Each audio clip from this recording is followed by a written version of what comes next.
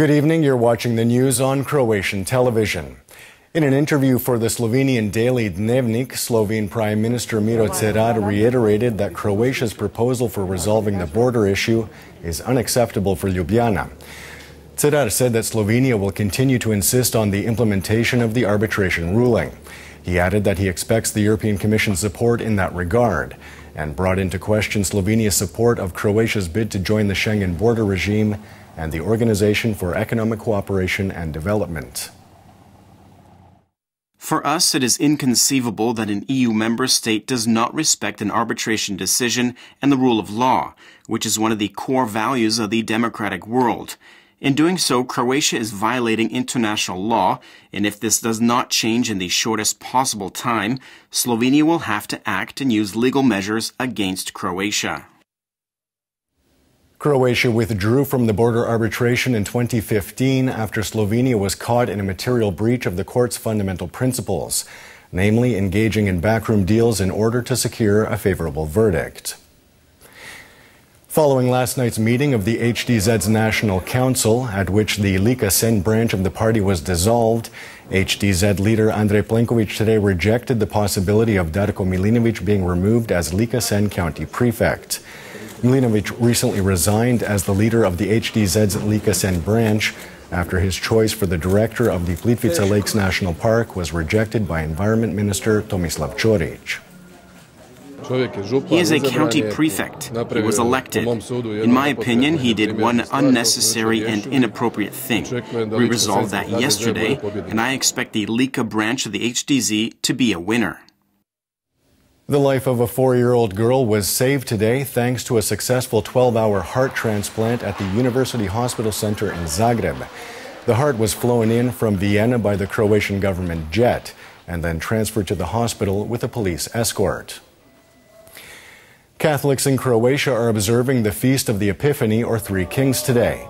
The Feast of the Epiphany celebrates the revelation of God incarnate as Jesus and the visit of the Three Kings to the newborn Christ.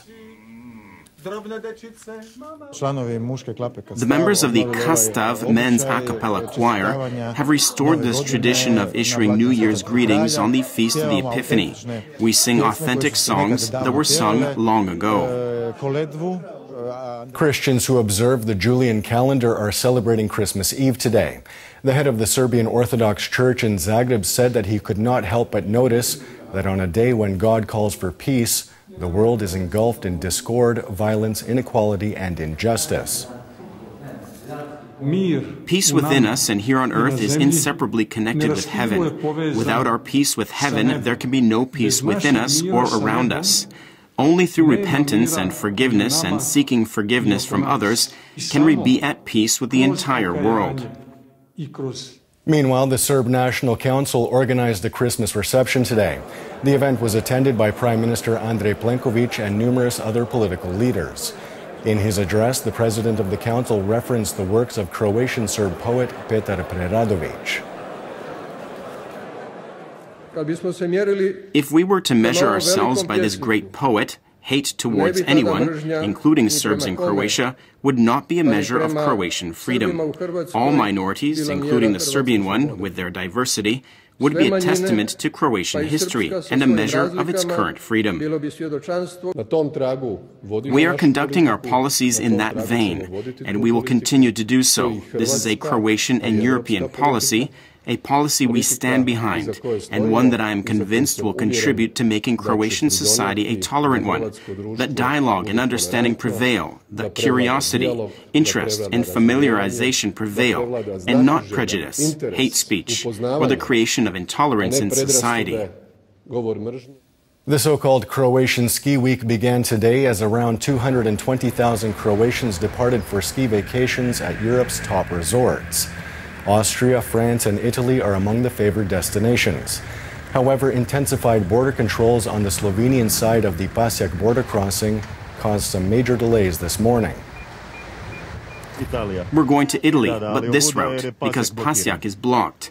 There's a 3-kilometer long line, and it's not moving at all. This here is a little better. And taking a quick look at sports, in handball, Croatia beat Montenegro 25-22 in front of 10,000 fans in Split's Spaladium Arena last night. The game served as a warm-up for the 2018 European Championships, which Croatia will be hosting from the 12th to the 28th of this month. Coach Lino Červar's team is in Group A with Sweden, Iceland, and Serbia. Croatia's first game is against Serbia on Friday. That starts at 8:30 in Spaladium Arena. They play Iceland on January 14th and Sweden 2 days later. The first three teams in the group will advance to the next stage of the competition. We didn't have too much time to gel as a team, so I think we really needed this game to see which elements of our game we can improve on. We might still be a little tired from the intense practices we've been holding, but we made good use of this game, which let us get more acquainted with the coach's tactical ideas and which, of course, still need lots of work. In the end, the most important thing is that we won. It's obvious that we're a little tired because of all the intense practices we've had. We'll reduce the amount of practices now, so with a little bit of a breather, we should be able to maintain a higher level of concentration and have less of these, what I would call, stupid mistakes on defense. We have to see where we made mistakes and what we can improve on ahead of our game against Serbia, which will definitely also be very demanding. At halftime, Luka Cindrić and Andrea Penezic were presented with the Men's and Women's Handball Player of the Year awards. All of the proceeds from last night's game will be donated to the Split Clinical Hospital's Department of Pediatric Surgery.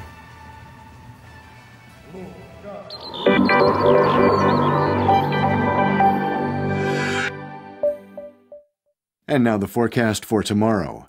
Moderate to heavy cloud cover on the coast and in coastal areas where there could be a little rain. Central and eastern parts of the country will see partly sunny skies and predominantly dry weather. There could be some morning fog in places. There will be a mild southerly and southwesterly in the interior with a moderate to strong southeasterly on the Adriatic, gale force on the open seas. Morning lows of 3 to 8 degrees Celsius inland, 9 to 13 on the coast. Morning lows of 3 to 8 degrees Celsius inland, 9 to 13 on the coast will give way to unseasonably warm highs of 11 to 16 degrees. The 3-day forecast for the interior calls for moderate to heavy cloud cover with intermittent rain, especially on Tuesday when there could be some heavier downpours in mountainous and hinterland areas. It will continue to be unseasonably warm. The coast will see a strong to gale-forced southeasterly and intermittent rain, heavy downpours on Tuesday. Winds will die down on Wednesday and turn to a northwesterly. There will be some intermittent rain, especially in Dalmatia.